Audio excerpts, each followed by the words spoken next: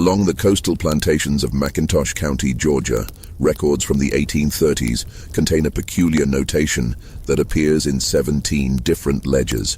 Measurements of a woman's physical dimensions that defied every expectation of the era.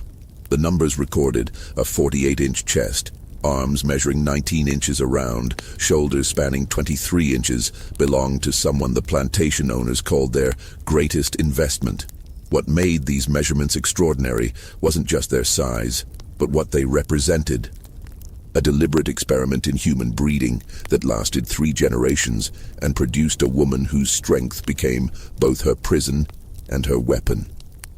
The coastal humidity still clings to the archived papers that document her existence, and the smell of old ink mingles with something darker. The calculated cruelty of men who treated human beings as livestock to be improved. Official records stop abruptly in 1847, but what they reveal before that silence is a story that questions everything we understand about survival, revenge, and the lengths people will go to reclaim their humanity. Maritime historians who've studied the Georgia coast speak in hushed tones about the Hargrove documentation, and several researchers have refused to continue their investigations after reading the full scope of what was done.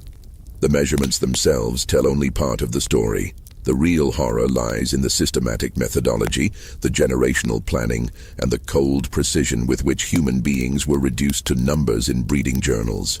Before we continue with the story of the woman known only as Number 47 in plantation records, if you're fascinated by untold histories that reveal the darkest chapters of America's past, subscribe to our channel and leave a comment telling us which state you're listening from.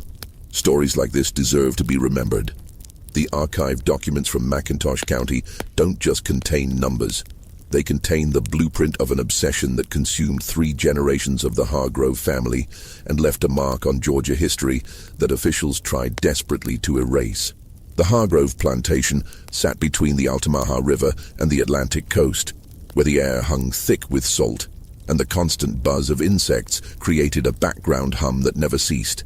By 1810, Alexander Hargrove had built his fortune on rice cultivation, transforming tidal marshlands into productive fields through a brutal system that required constant labor in knee-deep water under the merciless Georgia sun. But Alexander harbored ambitions that went beyond mere wealth.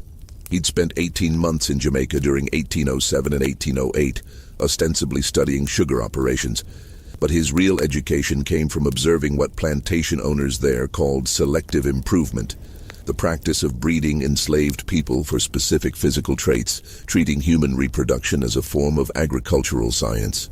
Alexander returned to Georgia with 3 leather-bound journals filled with observations, measurements, and theoretical frameworks for human breeding.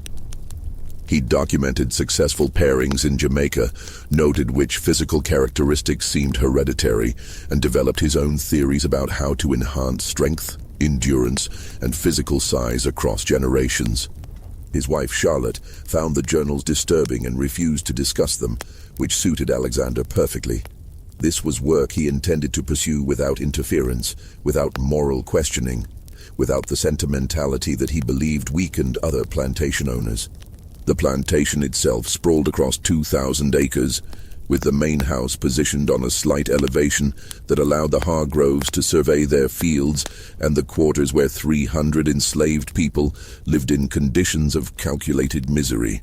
The main house was built in the Georgian style, with white columns and wide verandas designed to catch coastal breezes. Inside, the furnishings reflected Alexander's wealth. Imported furniture from England, silver from Charleston, crystal from France. The contrast between the elegance of the main house and the crude wooden structures of the quarters was deliberate, a physical manifestation of the hierarchy Alexander believed was natural and necessary. Alexander's approach to plantation management was methodical. He kept detailed records of every enslaved person, their skills, their health, their family relationships, their capacity for work. But he also kept a separate set of records, locked in his study, that documented what he called his improvement program. These records noted physical measurements, tracked family lineages, and identified individuals who possessed traits he considered valuable. He was particularly interested in height, muscular development, bone structure, and what he termed constitutional vigor, the ability to withstand harsh conditions without succumbing to illness. By 1815, Alexander had identified several families within his enslaved population that he considered promising for his breeding experiments. He began controlling who could form partnerships, separating couples who didn't meet his criteria and forcing unions between people he believed would produce children with desired traits. The cruelty of this system was compounded by its calculated nature. Alexander didn't act from passion or impulse, but from cold scientific reasoning that made every forced separation and arranged union part of a larger plan. The quarters operated under their own social structures that Alexander never fully understood. People maintained African traditions brought across the Atlantic, practiced spiritual beliefs that blended Christianity with older religions, and created tight-knit communities that provided emotional support in a world designed to crush their spirits. They sang work songs that carried coded messages, told stories that preserved history and culture, and developed sophisticated systems for sharing resources and protecting the vulnerable. Among the enslaved population were natural leaders who commanded respect through wisdom, courage, or spiritual authority. One such person was a woman named Zena, elderly by the standards of the time at 53, who served as a midwife and healer. Zena had been born in West Africa and survived the Middle Passage as a child. She remembered freedom, and she kept that memory alive by teaching younger generations about their heritage, about dignity, about the fact that their current condition was not natural or inevitable, but imposed by force. Zena watched Alexander's breeding program with growing alarm.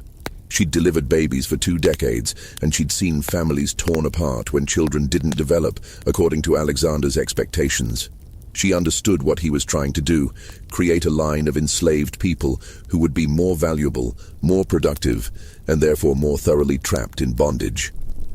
Her opposition to this program was both practical and spiritual. She believed that controlling human reproduction in this way violated natural law and invited consequences that Alexander couldn't foresee. But Zena had no power to stop Alexander Hargrove.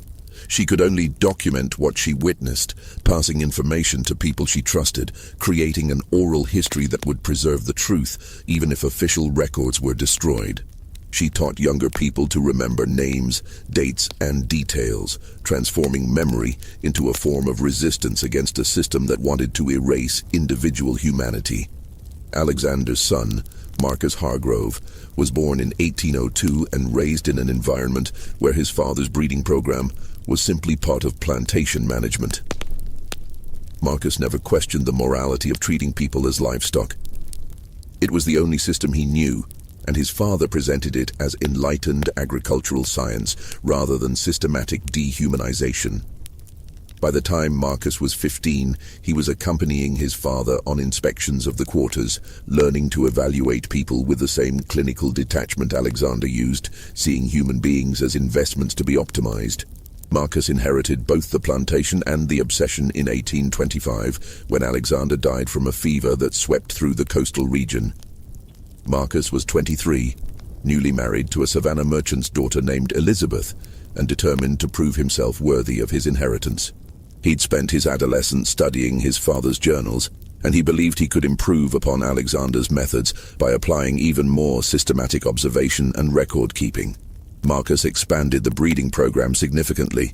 Where Alexander had focused on a few families, Marcus cast a wider net, evaluating the entire enslaved population and identifying multiple family lines for selective breeding. He hired an overseer specifically to help with this work, a German immigrant named Klaus Reinhardt, who'd worked on a horse breeding farm in Pennsylvania and brought those same principles to human breeding without apparent moral qualms.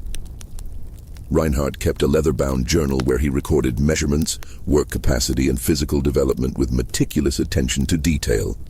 His handwriting was beautiful, almost artistic, a stark contrast to the horror of what he was documenting. He measured children starting at age 3, tracking their growth patterns, noting which ones showed early signs of strength or size. He evaluated adults for breeding potential, matching people based on physical characteristics rather than their own choices or feelings. His journal entries read like livestock records. Male 23, height 6'2", chest 44, suitable for pairing with female 17, or female 19, produced male child measuring 22 at birth, above average, continue monitoring. Life in the quarters operated under constant surveillance. People lived in wooden structures that measured approximately 12 by 14 feet and housed entire families. The buildings leaked during the frequent coastal rains and baked during summer months, when temperatures regularly exceeded 95 degrees with humidity that made breathing feel like work. They slept on rough wooden pallets covered with corn-shuck mattresses, wore clothing made from coarse Osnaburg fabric that chafed their skin, and received rations calculated to provide just enough calories to maintain work capacity without improving overall health. The work itself was brutal. Rice cultivation required constant labor in standing water, which created ideal conditions for mosquitoes that spread malaria and yellow fever. Workers spent hours bent over in flooded fields, their hands cut by sharp rice stalks, their bodies exposed to sun that caused heat exhaustion and heat stroke. During harvest season, the work lasted from first light until darkness made it impossible to continue, and even then, there were processing tasks that extended into the night. But for some families, there was an additional burden. They were part of the Hargroves breeding program, their reproductive lives controlled as carefully as their labor. Women were monitored for pregnancy, examined by Reinhardt to ensure healthy development, and separated from partners if pregnancies didn't occur within expected time frames. Children born into the program were evaluated constantly, their bodies measured and documented, their every developmental milestone recorded in Reinhardt's journals. The coastal region had developed its own distinct culture among the enslaved population. Many had Gula Geechee heritage, maintaining linguistic patterns that blended African languages with English, creating a dialect that their overseers struggled to understand. They cooked traditional foods, okra, rice dishes, fish from coastal waters, maintaining culinary traditions that connected them to African roots. They created art through basket weaving, using sweetgrass and palmetto fronds to make intricate patterns that carried symbolic meanings. They maintained spiritual practices that incorporated African beliefs, using music, dance, and ritual to preserve cultural identity. Among this population was a family that would become central to Marcus Hargrove's greatest experiment. The woman known in plantation records as Dinah stood nearly 6 feet tall, unusual for any woman of the era, but particularly notable in a population where poor nutrition typically stunted growth. She'd been born on the plantation in 1800, making her 25 when Marcus inherited the property. Dinah worked in the rice fields, and overseers noted her capacity for heavy labor, her resistance to common illnesses, and her unusual physical strength. Her partner, listed only as Big Tom in plantation records, measured 6 feet 4 inches and possessed extraordinary strength that made him valuable for tasks requiring brute force. Tom had been purchased from a Virginia plantation in 1823, separated from his family as part of a debt settlement. He'd arrived at the Hargrove plantation angry and grieving, but he'd found in Dinah someone who understood loss, and together they'd built a relationship that provided emotional anchor in a world designed to prevent exactly that kind of human connection. Marcus Hargrove saw Dinah and Tom and envisioned the future of his breeding program. He believed that pairing two people with such pronounced physical characteristics would produce children who inherited the best traits of both parents. He approved their union, one of the few times enslaved people's own choices aligned with plantation management's breeding decisions, and he waited with keen anticipation for results that would validate his theories. On a March morning in 1826, as dawn light filtered through the cracks in the quarter's birthing room, Dinah went into labor. The birthing room was a cramped space, barely 10 feet square, with a dirt floor covered by straw and walls that had been whitewashed years earlier, but now showed stains from countless previous births. The air inside was stale and heavy, thick with the smell of sweat and the metallic scent of blood. Zena attended the birth, along with 2 younger women who were learning midwifery skills, and they moved around Dinah with practiced efficiency, bringing water from the well, preparing cloths, murmuring encouragement in Gula-inflected English that carried the rhythms of African languages. Labor lasted through the morning and into early afternoon. Dinah bore the pain with remarkable stoicism, gritting her teeth and breathing through contractions while Zena monitored progress and offered what comfort she could. The other women in the quarters knew what was happening.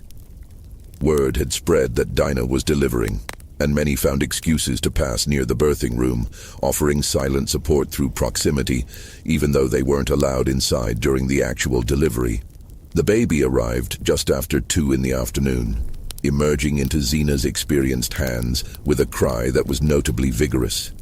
Zena cut the umbilical cord with a blade she'd sterilized over fire, tied it off with practiced motions, and handed the infant to one of her assistants for cleaning while she attended to Dinah, ensuring the afterbirth delivered completely and checking for complications that frequently made childbirth deadly for enslaved women who received no professional medical care. The baby was a girl, healthy and unusually large. Even before proper measurement, Zena could see this was no ordinary infant. The baby's limbs were proportionally longer than average, her body more robust, her cries stronger and more sustained. Zena felt a chill of premonition as she cleaned and examined the child.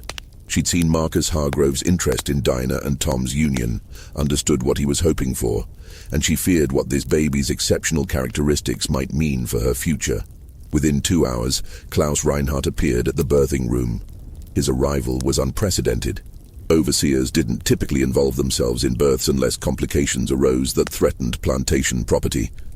But Reinhardt had been instructed by Marcus Hargrove to attend this particular birth personally, to document everything, to provide immediate assessment of the child's characteristics.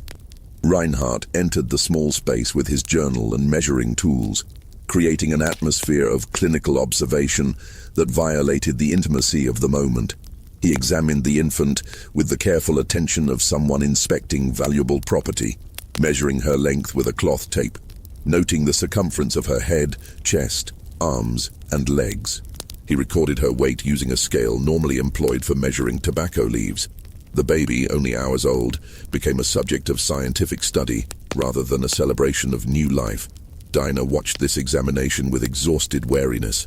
She'd known this moment would come, had understood throughout her pregnancy that her child would be special interest to the Hargroves, but witnessing the reality of Reinhardt's clinical assessment made the situation undeniably clear. Her daughter was not truly hers, but property of the plantation, an investment to be monitored and developed according to Marcus Hargrove's vision. Reinhardt made his notations with satisfaction evident in his expression. The baby measured 23 inches long, significantly above the average of 18 to 20 inches for newborns.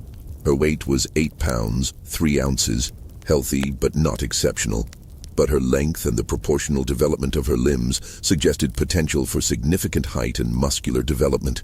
Reinhardt wrote these observations in his journal, then added a note that this infant represented promising initial results for the breeding program. Marcus Hargrove appeared before sunset, leaving the main house to visit the quarters personally, another unprecedented action that signaled the importance he placed on this birth.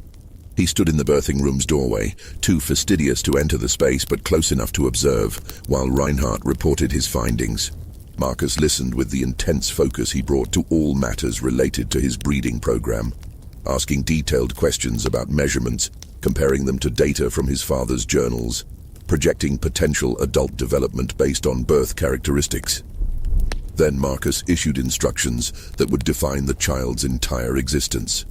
She was to receive extra rations, beginning immediately. Her mother would be given additional food during nursing to ensure optimal milk production. The child's physical development was to be monitored weekly for the first year, then monthly thereafter. She would be trained specifically for tasks that would build muscle mass once she was old enough for work assignments. Most significantly, Marcus assigned the baby a designation, number 47, in the plantation's breeding records. The number referred to her position in a numbered list of children born into the breeding program, a cold bureaucratic designation that reduced a human being to data in a ledger.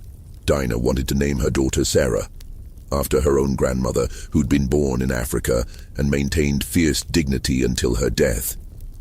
It was a small act of humanity, an assertion that this child was a person with identity and heritage, not merely experimental property. But the name Sarah never appeared in official plantation records.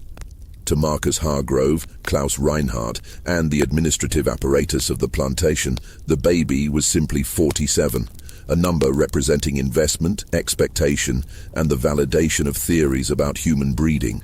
The extra food rations created immediate complications in the quarters. Food was already scarce, distributed in carefully measured amounts designed to maintain work capacity without promoting health or strength. Now Dinah and her infant received portions of salt pork, cornmeal, and beans that exceeded standard rations, taken from the same limited supply, meant to feed 300 people. Some resented this special treatment, seeing it as favoritism that came at their expense. Others understood it was a poisoned gift. The extra food came with strings attached, with expectations and control that would make the child's life a different form of hell than the starvation that characterized most enslaved people's existence.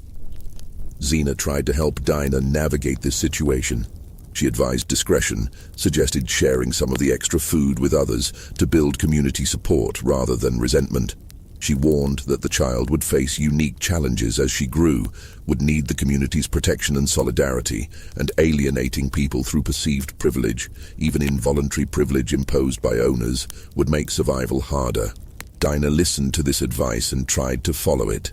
She shared what she could, maintained relationships with other women in the quarters, and tried to raise her daughter with some semblance of normal childhood, despite the constant surveillance and measurement that characterized every stage of the girl's development. As baby 47, whom Dinah called Sarah in private moments, grew through her first year, the differences became increasingly apparent. By 3 months, she was noticeably larger than other infants her age. By 6 months, she was pulling herself up and showing unusually strong grip strength. By her first birthday, she was walking steadily and displaying coordination that typically developed later. Reinhardt documented everything. His journal entries during this period read like livestock breeding records. Subject 47 at 6 months shows 15% greater muscle mass in arms compared to average, superior grip strength noted during examination. Mother continues healthy. Milk production adequate. Recommend maintaining enhanced rations through weaning period. Or subject 47 at 10 months demonstrates advanced motor development, walking without assistance as of October 3, 1826.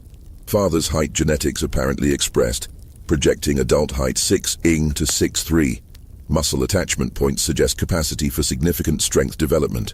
Marcus Hargrove read these reports with deep satisfaction. His breeding program was producing exactly the results he'd hoped for, validating years of theory and planning. He began thinking about the next generation, about which male children in the program would be appropriate matches for Subject 47 when she reached breeding age. He made notes in his own journals, projecting timelines, anticipating outcomes, treating the far future of a 1-year-old baby as already determined and mapped. The quarters watched Sarah's development with mixed feelings. Some saw her as evidence that resistance was futile. The Hargroves could literally breed people for their purposes, controlling not just labor but biology itself. Others saw her as a potential source of pride, proof that enslaved people could be strong and exceptional, even in bondage. A few, including Xena, feared what would happen when Sarah became fully aware of what she was being made into, what she represented, and what her future held. By age 2, Sarah was speaking in full sentences, demonstrating intelligence that matched her physical precocity. She absorbed the language of the quarters, learning both standard English and the Gulagichi dialect that was still widely spoken. She learned songs that carried coded messages, heard stories about ancestors and Africa, and absorbed the culture of resistance that permeated enslaved communities even under constant surveillance. But she also became aware of being different. Other children her age were smaller, less strong, less constantly observed. Sarah noticed Reinhardt measuring her, noting how other adults watched her with a mixture of pride and concern. She began to understand, in the intuitive way children grasp complex situations without fully comprehending them, that she was special, but that this specialness was not entirely positive. The years between 1828 and 1835 marked Sarah's transformation from a precocious toddler into a child whose physical development exceeded every projection Marcus Hargrove had made. By age 5, she stood nearly 4 feet tall, towering over children her own age and matching the height of children 3 or 4 years older. Her body showed unusual muscle definition that typically didn't appear until adolescence. Her arms and legs were proportionally longer than average, giving her a gangly appearance that suggested she would eventually achieve remarkable height. Reinhardt's measurements during this period documented systematic growth that seemed to validate every theory about hereditary traits and selective breeding. At age 5, Sarah's chest measured 30 inches around. Her arms measured 9 inches in circumference, and her shoulders spanned 14 inches. These numbers appeared constantly in Reinhardt's journals, accompanied by observations about her physical capabilities, her coordination, her apparent health and vigor. But the measurements didn't capture the psychological reality of Sarah's existence. She was aware now, fully conscious of being constantly evaluated, measured, observed. Every week, Reinhardt would summon her to a small building near the main house that served as his office. She would stand on a raised platform while he measured various parts of her body, recorded data in his journal, sometimes made her lift objects or perform physical tasks while he noted her capabilities. These sessions were humiliating and frightening. Sarah learned to dissociate during them, to let her mind drift, while her body remained present for Reinhardt's clinical assessment. Marcus Hargrove increased her food rations again as she grew, ensuring she received portions that included meat, beans, vegetables, and cornbread, a diet substantially better than what most enslaved people received. This created ongoing tension in the quarters. Food remained scarce for everyone else, and seeing a child receive preferential treatment while adults went hungry generated resentment that Sarah could feel even when people tried to hide it. Her mother, Dinah, tried to shield her from some of this resentment by continuing to share what they received. But there was only so much she could do. The reality was that Sarah's existence had become political within the quarter's social structure. She represented the breeding program's success, and people's attitudes toward her reflected their attitudes toward the system itself, whether they'd been broken into accepting it, whether they maintained hope for resistance, whether they'd found ways to survive psychologically by not thinking too deeply about their situation. At age 7, Sarah was put to work. Most enslaved children began light labor around this age, tasks appropriate to their size and strength. But Sarah's assignments were different, specifically designed to build her physical capabilities. She carried loads of rice sheaves from fields to processing areas, developing her back and leg muscles. She dragged heavy baskets, building upper body strength. She spent hours at tasks that would have been given to adolescent boys, and she performed them adequately despite her young age. Marcus Hargrove watched this progress with satisfaction that bordered on obsession. He'd begun inviting other plantation owners to visit, showing them his records, explaining his breeding program, displaying Sarah as evidence that selective breeding could produce superior workers. These visits were torture for Sarah. She was made to stand still while men discussed her body as if she were livestock, evaluated her measurements against their own enslaved populations, debated the financial implications of implementing similar programs. Some visitors were impressed, seeing potential profits in Marcus's approach. Others were skeptical, questioning whether the investment required for such programs would yield sufficient returns. A few expressed moral discomfort, though they typically did so quietly and without seriously challenging the fundamental premise that enslaved people could be bred like animals. Sarah absorbed all of this. She listened to conversations not meant for her ears, learned to read men's expressions and tones, developed an understanding of how she was perceived and what her existence meant within the larger system of slavery. This knowledge was both empowering and devastating. Empowering because it gave her insight into her captor's thinking, devastating because it confirmed that she was not seen as fully human by the people who controlled every aspect of her life. During this period, Zena continued serving as a source of wisdom and alternative perspective. She was elderly now, moving more slowly but still respected throughout the quarters for her knowledge and moral authority. Zena spent time with Sarah when she could, teaching her about African heritage, about ancestors who'd been free, about the fact that enslavement was not natural or inevitable, but a condition imposed by force and maintained through violence. These conversations gave Sarah a framework for understanding her situation that differed radically from Marcus Hargrove's narrative.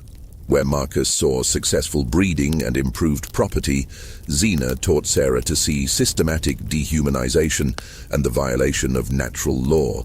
Where Marcus celebrated Sarah's strength as evidence of his theories, Xena helped Sarah understand that her strength was her own, an inherent part of who she was, rather than something created by the Hargroves program.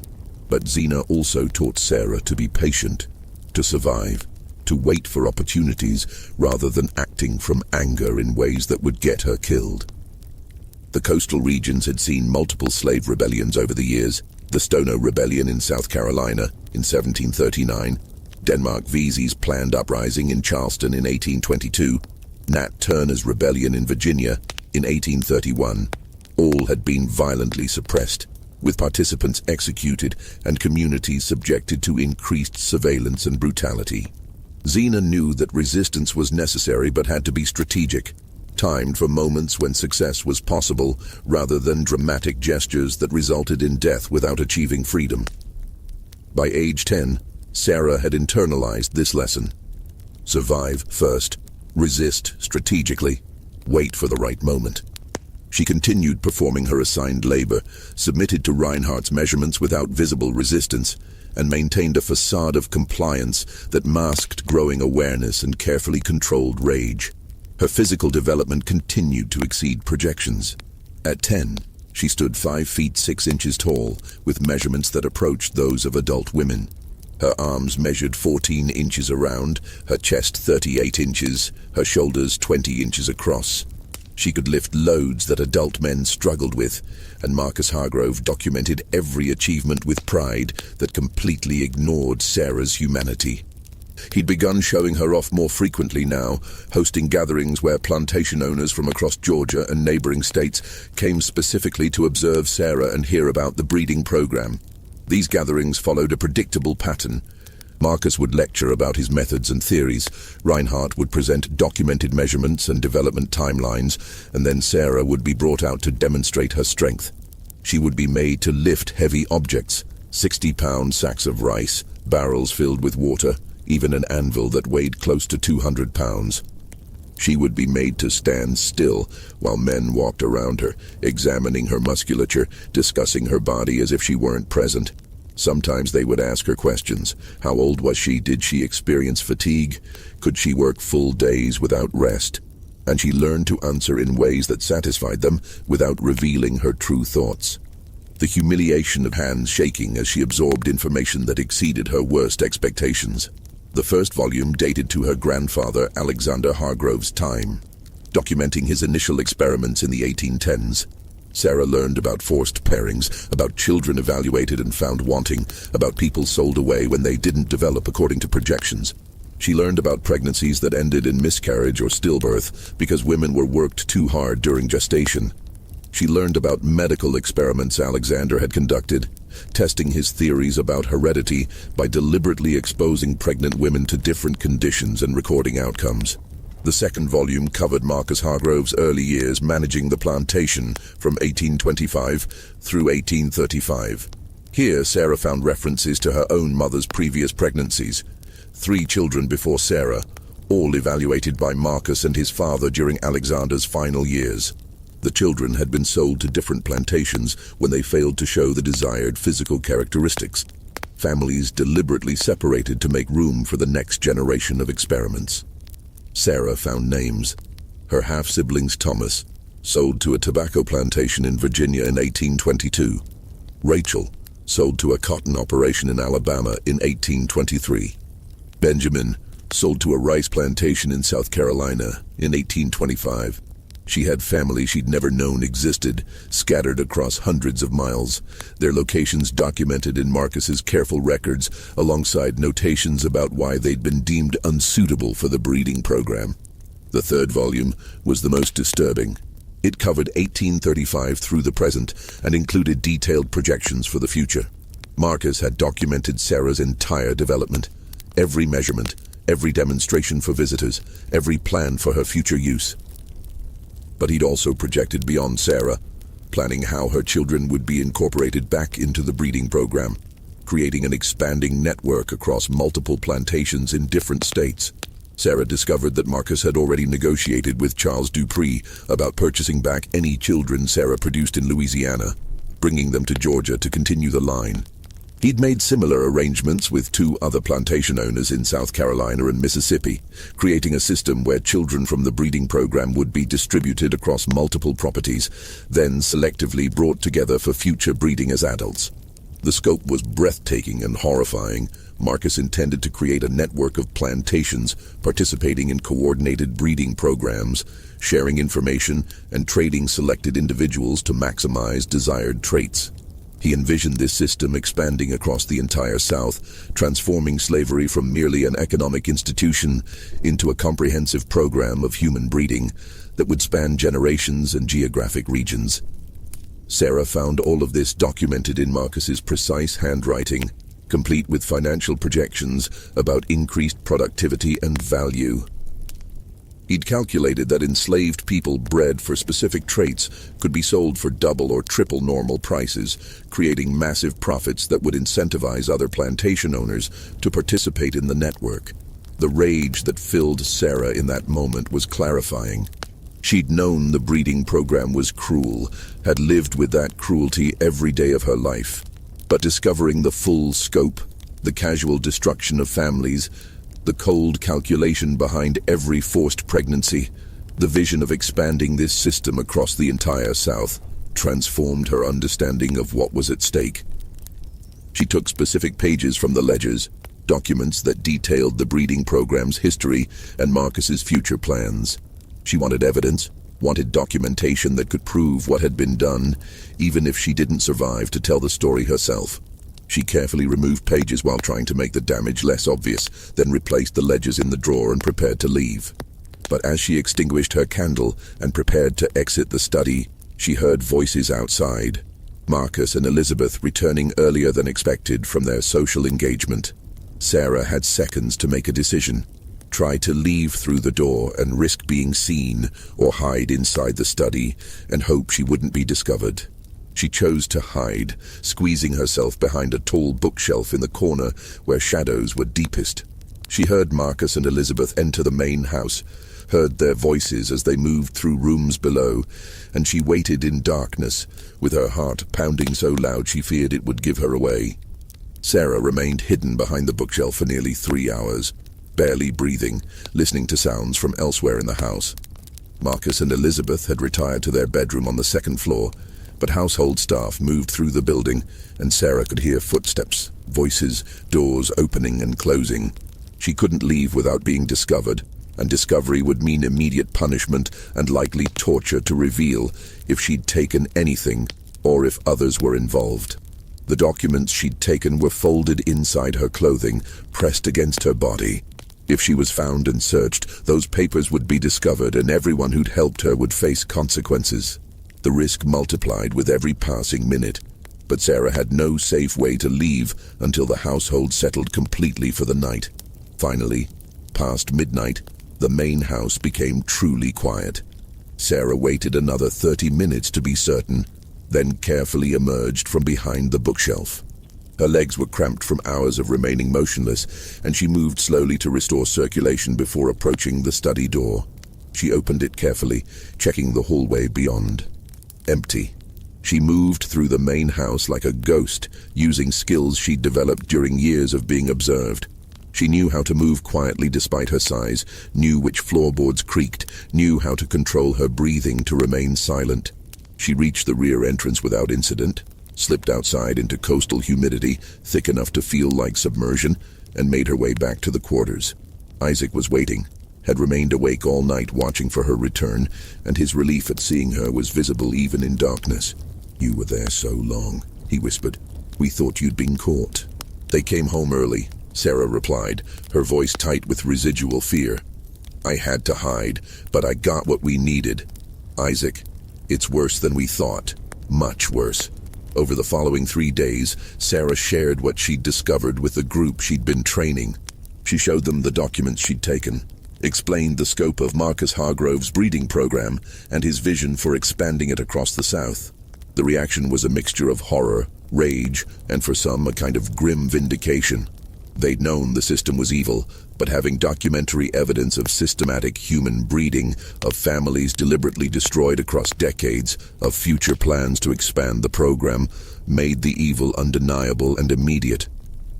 But knowing the truth created a crisis. What could they do with this information? They were enslaved people with no legal rights, no access to courts or authorities who would listen to them, no way to expose Marcus Hargrove's program through official channels.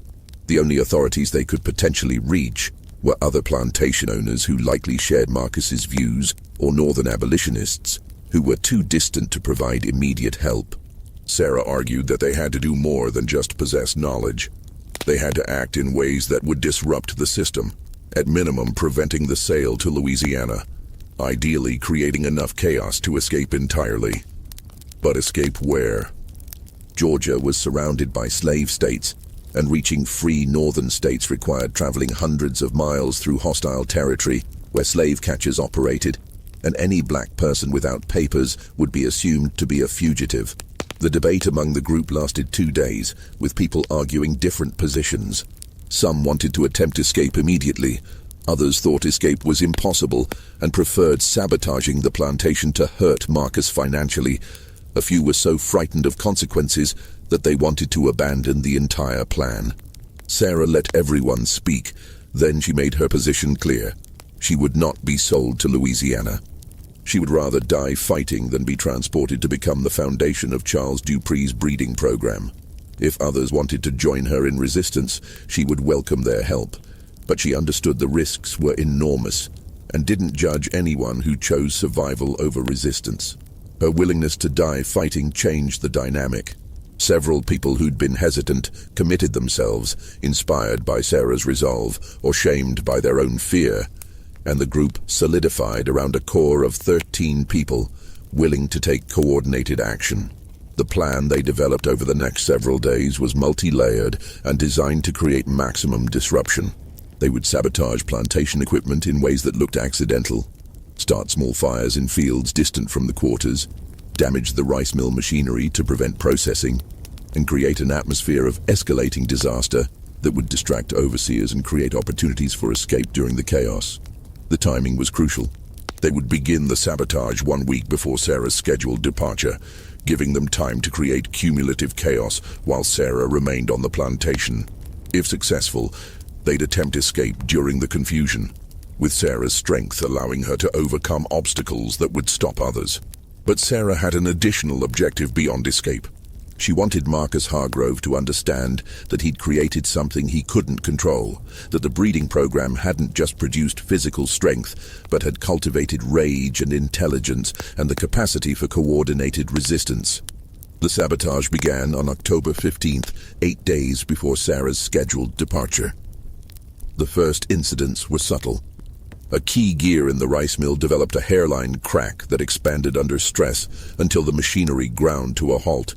Tools broke at crucial moments, a plow handle snapping, an axe head flying off, a wagon wheel shattering, each incident causing delays and requiring repairs that consumed time and resources.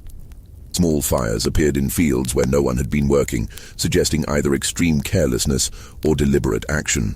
The fires were always discovered before they spread catastrophically, but they created constant alerts, pulled overseers away from other duties, and generated an atmosphere of crisis that made normal plantation operations increasingly difficult.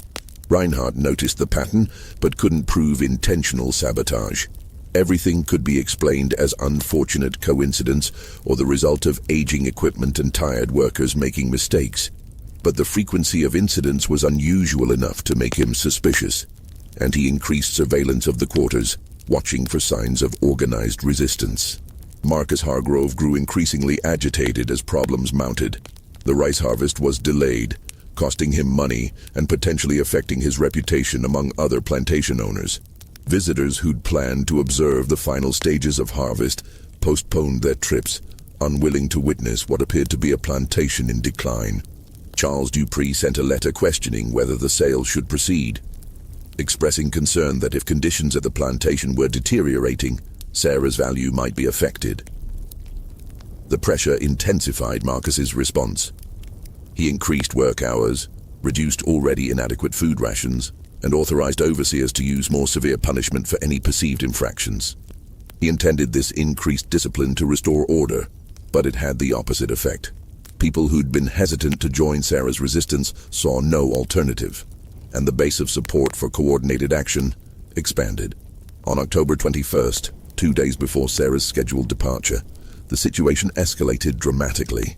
The rice mill suffered catastrophic structural failure when a support beam, previously weakened through careful sabotage, collapsed during operation. The beam fell across machinery, destroying mechanisms that would take weeks to repair. And while no one was killed, several workers suffered injuries serious enough to prevent them from working. That same day, fire broke out in the main barn, destroying equipment and supplies worth thousands of dollars. The fire appeared to start from a lantern left too close to hay, a plausible accident.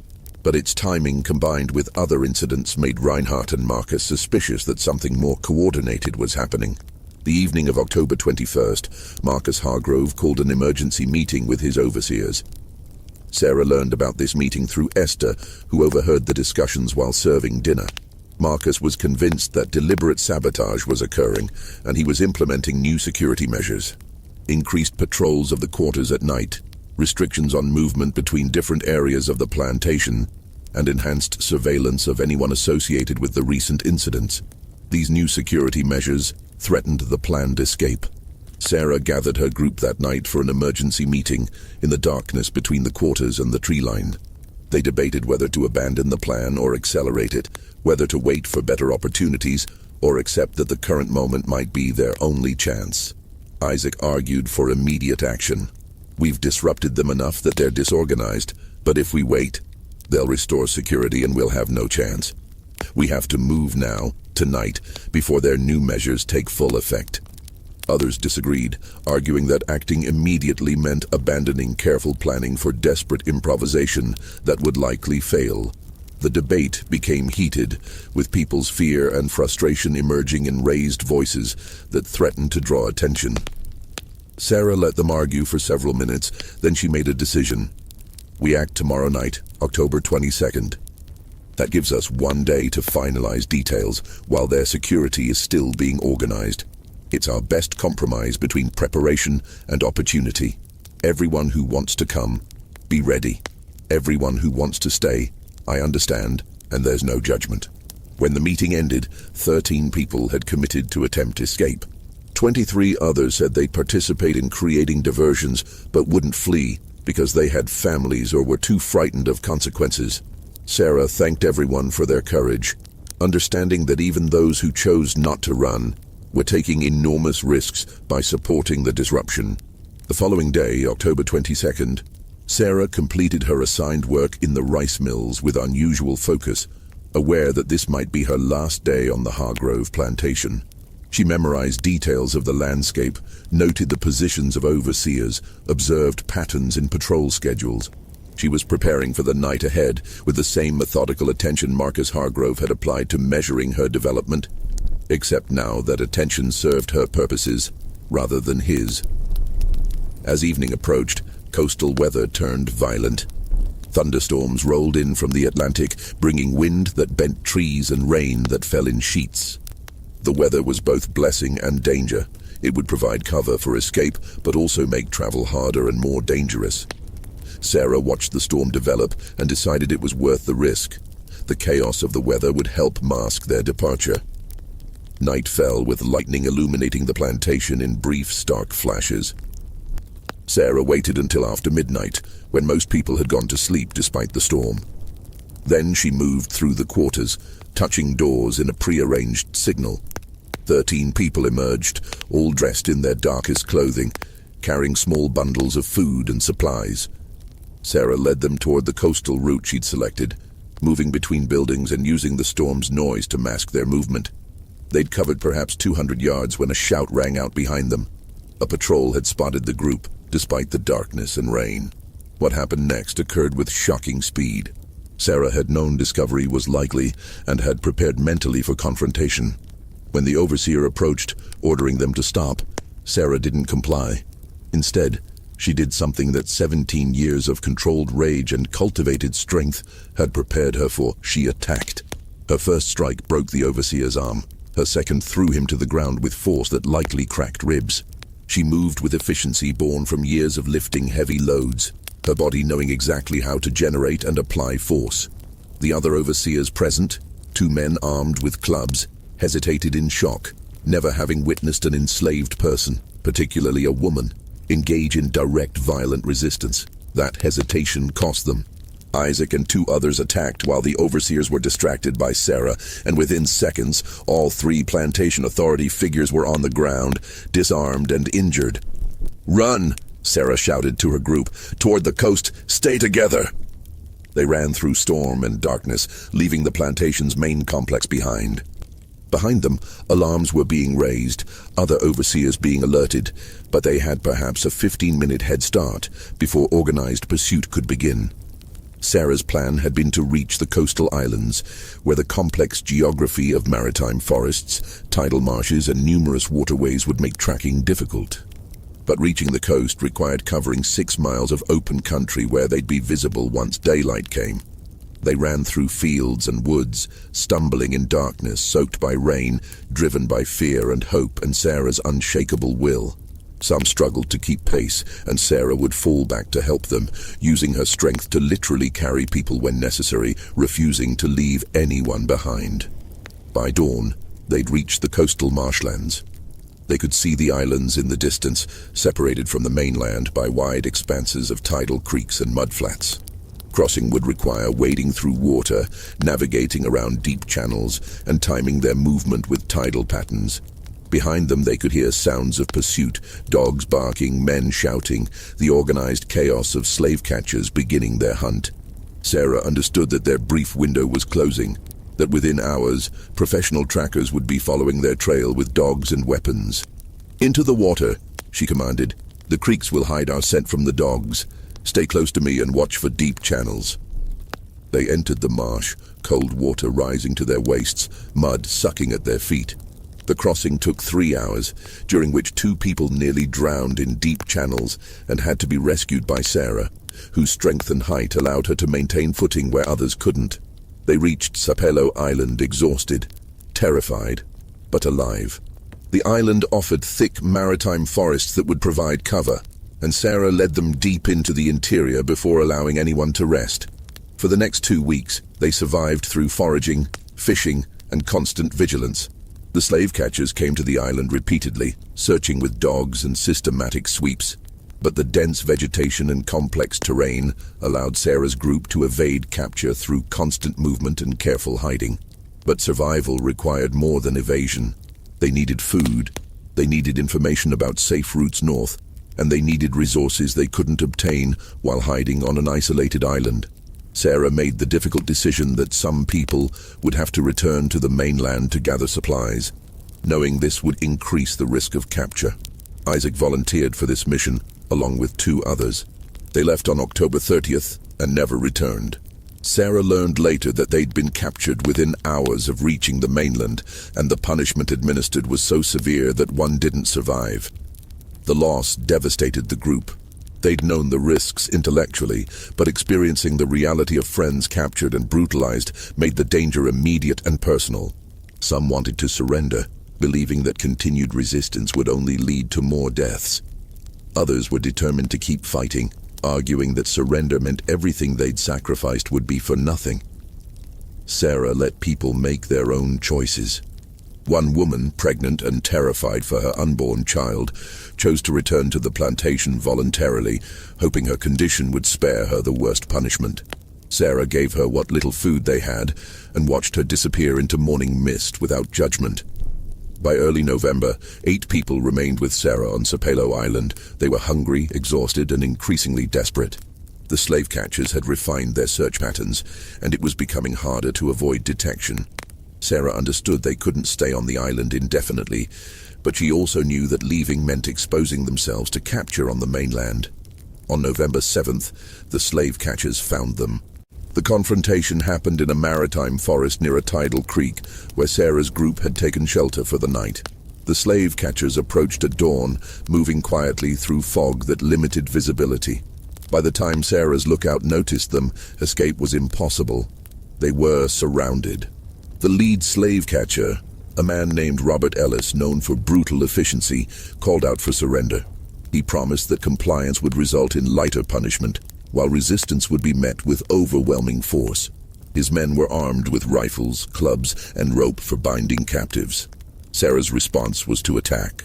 She emerged from the trees and charged Ellis directly, moving with speed that shocked men who'd assumed her size would make her slow. She tackled him before he could raise his rifle, her momentum carrying both of them to the ground. Her strength was overwhelming. She pinned him easily, could have killed him with her bare hands. But she chose to disarm and restrain rather than murder. The other slave catchers responded by firing, and chaos erupted in the forest. Sarah's group scattered, some trying to flee deeper into the woods, others joining the fight out of desperation or loyalty. Sarah continued battling Ellis and two other men simultaneously, throwing them aside with apparent ease. But bullets were flying, and the slave catchers had numerical advantage. 3 members of Sarah's group fell to gunfire within the first minute. Others were clubbed down as they tried to run. Sarah herself was shot in the shoulder, a wound that would have incapacitated most people, but only seemed to enrage her further. She fought with the accumulated fury of 17 years of dehumanization, of being measured and evaluated, of being reduced to numbers in breeding journals, of knowing that Marcus Hargrove had planned every aspect of her life, including her future children. She broke bones, inflicted injuries that would leave men hospitalized for weeks, and for several terrifying minutes, it seemed possible she might actually win through sheer physical dominance. But there were too many of them, and they had guns. Sarah was shot twice more, beaten with rifle butts, and eventually overwhelmed through the simple arithmetic of multiple men restraining her simultaneously. Even then, it took 7 men to hold her down, and they had to use chains meant for restraining livestock because rope wouldn't hold her. By the time Marcus Hargrove arrived on Sapelo Island later that day, brought by urgent message about the capture, 8 people from Sarah's group were dead or dying. 3 had been captured alive but severely injured, and Sarah herself was chained to a tree, bleeding from 3 gunshot wounds and countless other injuries. Marcus surveyed the scene with an expression that combined fury, satisfaction, and calculating interest. He'd lost enslaved people he'd invested years in developing, had suffered financial losses from the sabotage and the disrupted sale to Louisiana, and had been humiliated by Sarah's resistance becoming known among other plantation owners. But he'd also proven that even the strongest enslaved person could be captured and controlled. He'd reasserted dominance through violence, and he was already planning how to use this situation to his advantage, how to reshape the narrative from embarrassing resistance into a demonstration of plantation management's effectiveness. The aftermath of the Sapelo Island confrontation created complications Marcus Hargrove hadn't fully anticipated. The violence of the capture, the deaths of multiple enslaved people, and the extraordinary circumstances of a woman physically battling professional slave catchers drew attention from neighboring plantations and local authorities. Word spread through coastal Georgia about the incident, and reactions varied widely. Some plantation owners praised Marcus for his efficient response, seeing the capture as proof that even organized resistance could be suppressed.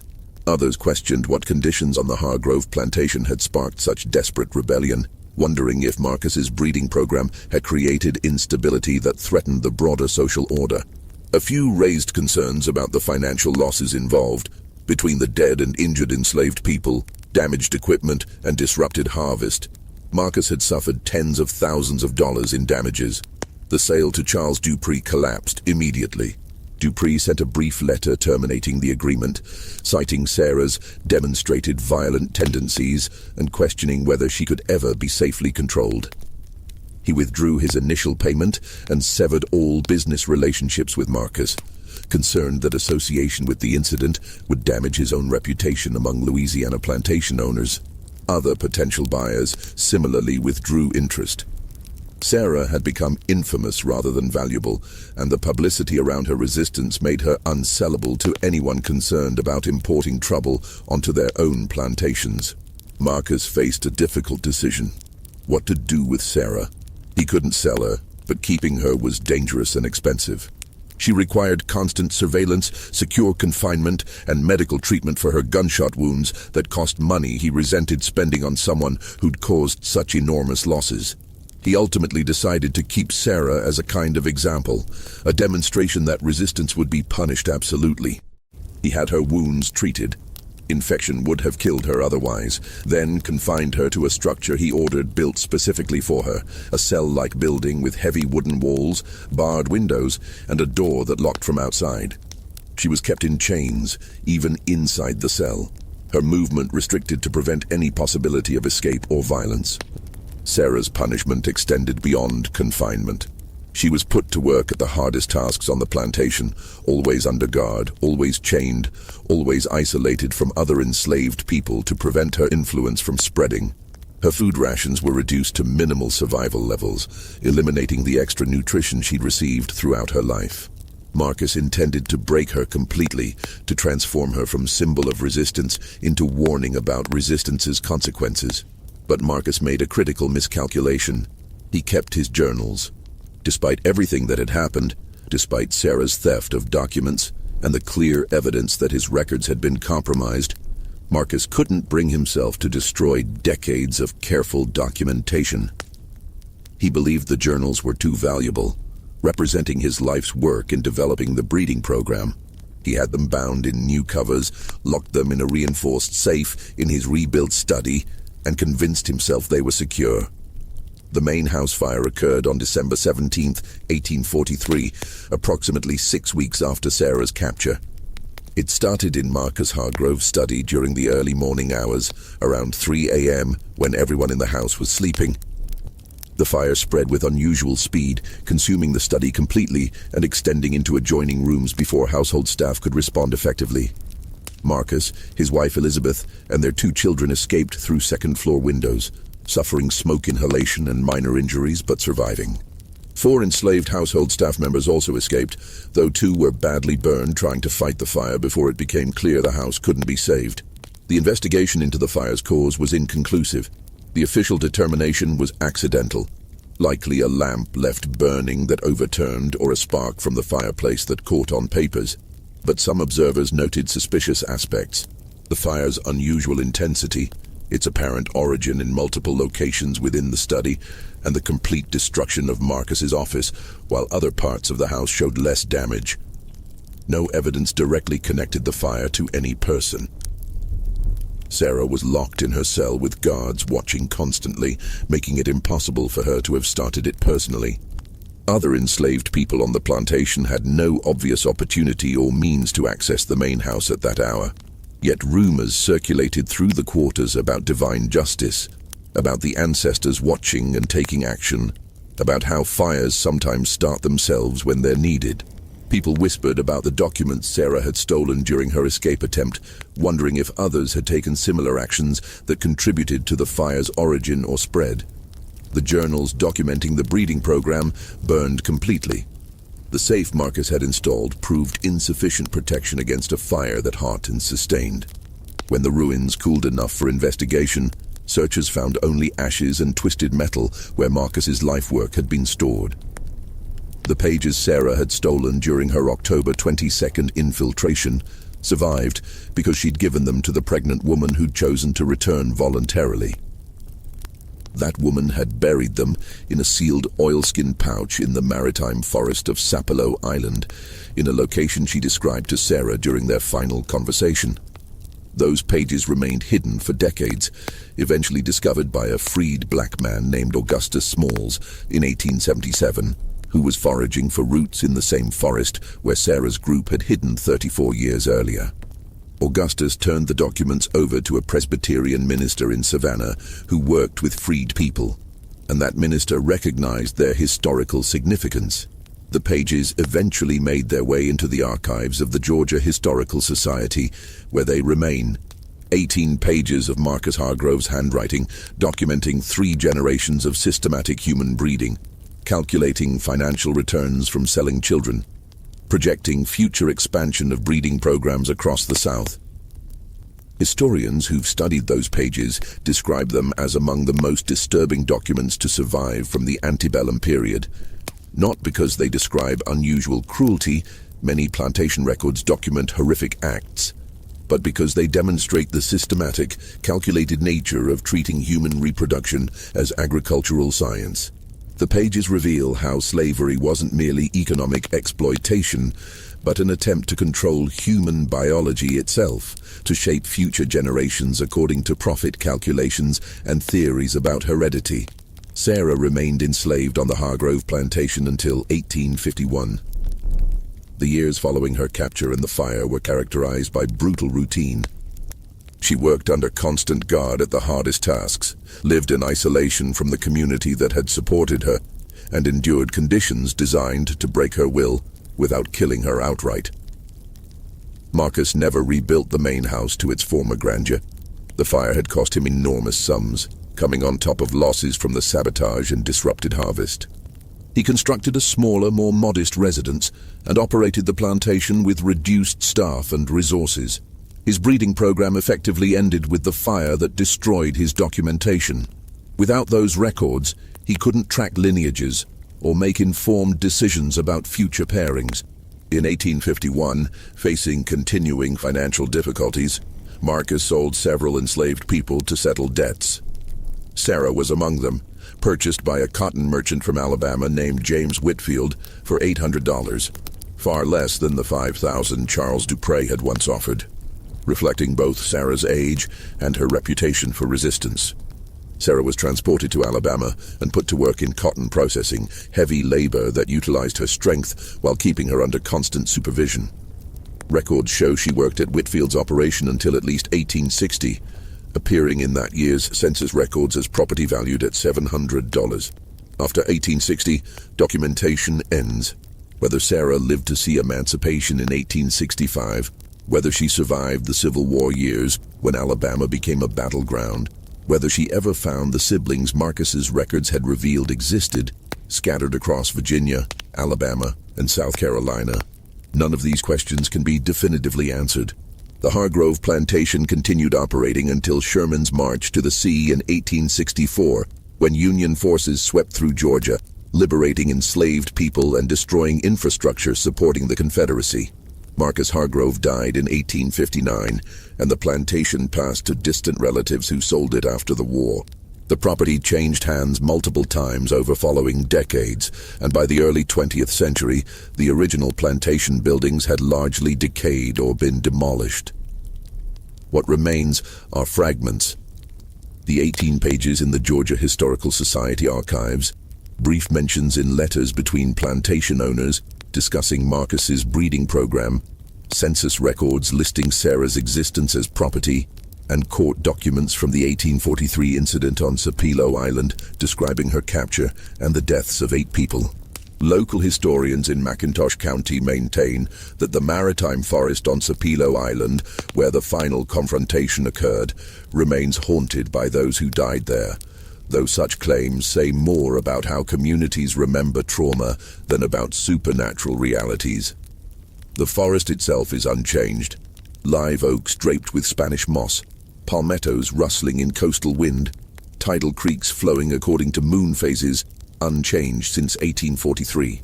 Sarah's story asks uncomfortable questions about what human beings are willing to do to each other when one group possesses absolute power over another. The breeding program Marcus and his father developed wasn't exceptional in its cruelty. Similar programs operated on plantations across the South, but its documentation provides unusually clear evidence of how enslaved people were systematically dehumanized, reduced to breeding stock, their families destroyed, and their bodies controlled according to profit calculations. The story also demonstrates resistance's complexity. Sarah's rebellion didn't succeed in achieving freedom, but it succeeded in disrupting Marcus Hargrove's program, in destroying the documentation that would have allowed the system to expand, and in creating a historical record of resistance that survived even when most participants didn't. Physical strength, which should have been a gift, became the foundation of Sarah's oppression and ultimately the means of her resistance. The tragedy isn't just what was done to her, but what was done to countless others through similar programs across the South. People whose stories were never documented, whose resistance was never recorded, whose names are lost to history except as entries in ledgers valuing them as property. The 18 pages in the archives tell part of the story, but they represent thousands of untold stories, families destroyed, children sold away, reproductive lives controlled, futures planned by people who viewed human beings as livestock to be improved through selective breeding. This mystery shows us that sometimes the most disturbing horrors aren't supernatural but entirely human, the product of systems designed to extract maximum value from people while denying their humanity. The breeding programs didn't fail because enslaved people were passive or accepting. They failed because resistance, even when it didn't achieve freedom, created enough disruption to prevent the system from achieving its full vision. Sarah's strength became legendary in coastal Georgia, though the stories changed over time, gaining supernatural elements that obscured historical reality. But the core truth remains. A woman who was bred for strength used that strength to fight back, and though she didn't win freedom, she won something else: the destruction of the system designed to replicate itself through her children and grandchildren. What do you think of this story? Do you believe everything was revealed, or are there darker truths still buried in archives and family records across the South? Leave your comment below. If you enjoyed this tale and want more horror stories like this, subscribe, hit the notification bell, and share